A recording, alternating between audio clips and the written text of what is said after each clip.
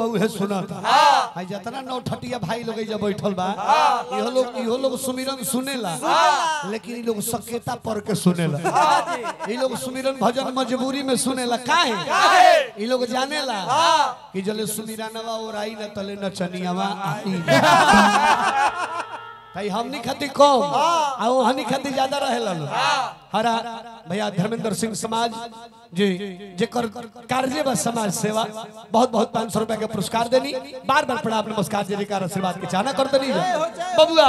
हां ए बड़ा कतरो सुंदर गौनी हार के बोला खूब निमन गई आ नचनिया नहीं की सरहत नु जान तनी लइका लोग के कैसन बुझाता कैसन अभी सादा टीवी चल रहा इनका लोग बुझाता कि ब्लैक एंड व्हाइट टीवी पहले ना चलत रहे इनका लोग होते कि सादा टीवी चल रहल बा आ जहां आ जाता रही तो देखी इनका लोग के आंख के चमक तुरंत ले बढ़ जाता इनका लोग होते कि सादा टीवी अब बंद हो गई एलईडी टीवी चले फुल एचडी दिखा रहल बा चाव से देखता लोग ऐसे भिखारी ठाकुर जी दिखता निका का ए माई अतने शुभ कर्म कईनी कि तारा किनार पर तारा गोदी में हमार जन्म भइल का इहे बा भरोसा जन्म अरे भूई बा परोसा ए मोरे गंगा जी हो भिखारी ठाकुर जी के जन्म एकदम गंगा जी के किनारे पर कुतुबपुर घर हो हमनियो के किनारे पर बन जा हम ओइजा बानी जहां त्रिवेणी संगम बा त्रिवेणी संगम गंगा आ सरजुग जी आ ओने से सोनभद्र महाराज एगो पुरुष आ दूगो स्त्री जहां त्रिवेणी संगम बा जहां 20 तारीख हमनी के त्रिवेणी संगम गंगा महाआरती के कार्यक्रम रखले बन जा विचार करो भिखारी ठाकुर जी के गंगा जी से कितना प्रेम रहे मनोज भैया पुरानिया लोग बतावत रहे कि भिखारी ठाकुर जी जीवन भर गंगे जी में स्नान कइले लेकिन गंगा जी में कहियो लात ना लगौले हमनी के माई कहिला जा आ भिखारी ठाकुर जी गंगा जी के माई मानत रहले कहला में मानला में जमीन आसमान के अंतर बा हमनी के कहता नहीं जा वही में सब कुछ करता नहीं जा मल मूत्र भी बहुत लोग त्याग करता लेकिन भिखारी ठाकुर जी गोड़ ना लगौले रहले कि हे लोग भूखब तो गोड़ हमार माई हई इनका में लात कैसे लगा माई के गोड़ लगावल जाला लात लगावल जाला ना तो निहास लेकिन कैसे किनार पर जाके बाल्टी से लोटा से पानी निकाल के बहरिया ने बहरी ने ये लोग कहेला विचार करी वाह वाह भिखारी ठाकुर जी लिखता नहीं कि ये बा भरोसा जन्म होई बा भरोसा हे मोरे गंगा जी हो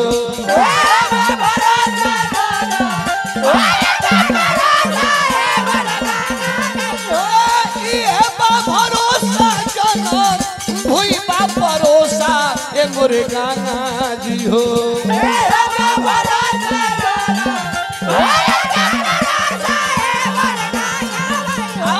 रोज रोज दी दर्शन है मोरे गंगा जी हो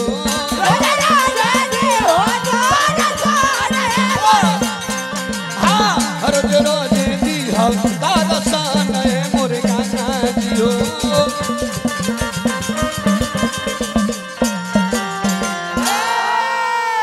अब तनी हनुमान जी को जय बोलो जाओ काहे कि समय के अंतराल में हमनी के कार्यक्रम समापन करे के बाद विचार करे हनुमान जी के माने के बहुत बहुत रुपया के पुरस्कार हमरा श्री राम बाबू भैया के भतीजा बानी सुशील बाबू बहुत बहुत 500 रुपया के पुरस्कार देनी हार्दिक स्वागत अभिनंदन आ सरजुग जी के तट पर हमनी के बानी जा आ गंगा स्नान के अवसर बा हुरका आवा तनी बदल हां लेके चलो भिखारी ठाकुर जी का और बबुआ सरजुग जी के महत्व का कही दे बड़ा मत टेंशन ला तनी धली हम मैं कहब भैया तनी मैं कहब धक्का सटौले रहे के बा आई एगो ऐसन बाज हो बाजे लागा ले माइक लगेला पाछा से के करा बजावे ला हुड़का हेलो मारे लगा तुहर बोल भिखारी ठाकुर जी के भाव गंगा माई के वर्णन भिखारी ठाकुर जी कहले भाई सरजुग माई के वर्णन स्वयं भगवान राम अपना मुख से कहले लक्ष्मण से कि हे लक्ष्मण सरजुग मैया के महत्व अतरा बा कि ब्रह्म मुहूर्त में जे इनका में आके स्नान करेला ओकर पाप तो कटबे करेला। जे ब्रह्म मुहूर्त में आके सरजुग माई में न स्नान कली ओकरा बिना कहीं गईले सारा तीर्थ के फल प्राप्त हो जाला। सारा तीर्थ के दर्शन के फल प्राप्त हो जाला। केवल ब्रह्म मुहूर्त में सरजुग जी में स्नान कली। माई के श्रापो मिलल। श्राप के दे शंकर भगवान सरजुग माई के श्राप दे देले कि जा जा तहार जल कोनो पूजा में ना चली। तारा जल से केहू के पूजा ना हो। काहे शंकर भगवान खिसिया गइले। काहे कि राम जी जब जाए लगले नु तो इनके में समा गइले। इनके में चारों भाई समा गइलो तो कृष्ण भोलेनाथ खिसिया गइले कि हमरा प्रभु के लीला तोहरे से समाप्त भइल। तारा का श्राप देतनी कि तू कहीं तार जल पूजा में ना इस्तेमाल हो। सरजू मैया रोए लगली गोड़ धके कि प्रभु एमे हमार का गलती बा। इहे विधि के विधान रहे हमारे में गलती का बा। हमरा के श्राप काहे दे देनी। हमरा पर कृपा करी तो कहले कि जा अब तो श्राप वापस होई ना। तार जल पूजा में ना चढ़ी ना लागी। लेकिन आशीर्वाद देतनी वरदान देतनी कि जे तारा में स्नान कली ओकर समस्त पाप नष्ट हो जाए। लेकिन भिखारी ठाकुर जी गंगा जी के वर्णन तनी बेस बढ़ा दी। बेस हुड़का बाजी। हाँ अरे बनावा बेस भैया। अरे सटौले रही हो तू सटौले रहा। भारी कर दी तनी भारी कर दी। बेस डाली बेस। टोन बोलो भारी कर दी। वादा करी भैया ओकरा के। अच्छा ही पका भीजा दी। चलो बाबा मेन से हमें दोनों आदमी के वर्णन हमने कदम जे गंगा जी के बाद सरजुग मैया के दोनों आदमी भिखारी ठाकुर जी लिखा दानी कि ए मोर गंगा जी हो। अरे ए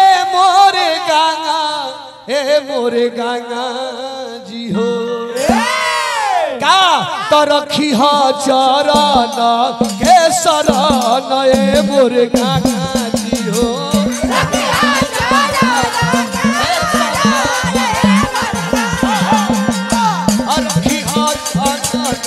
के शरण।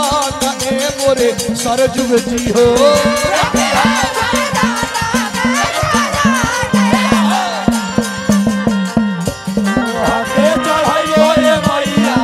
पियरी नारिया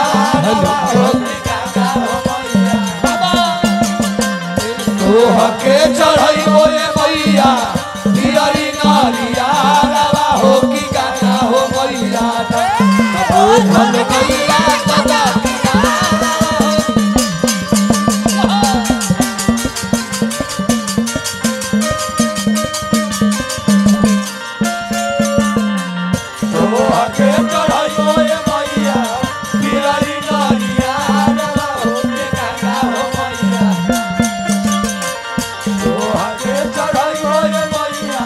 पियरी नारिया हो कि गाना हो मैया बोझल मैया कदा किनारा हो कि गाना हो बोझल मैया कदा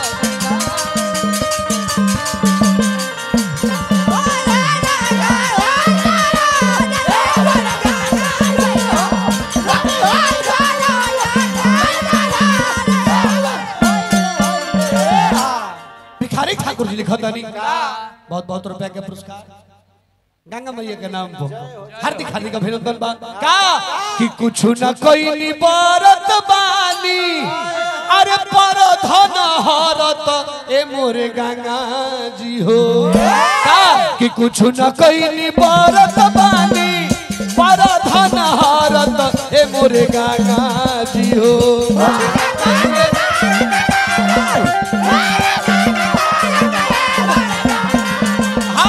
सब कुछ बिगड़ल पारहन ए मोरे गंगा जी हो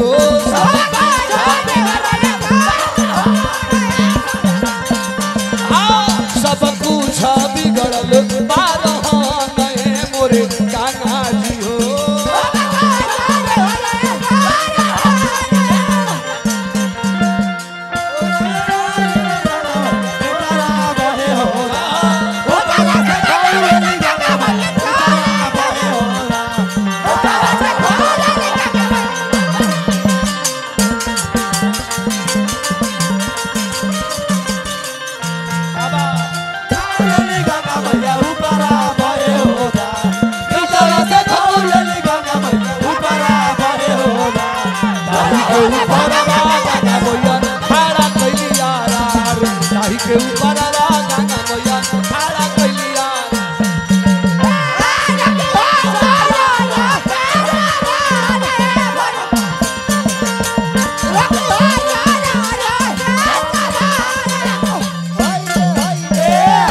बहुत बहुत रुपए के पुरस्कार ए गंगा जी के भजन पर हार्दिक स्वागत अभिनंदन करब जा आ ज्यादा देर सुमिरन ना गाइब जा भैया तो कहले कि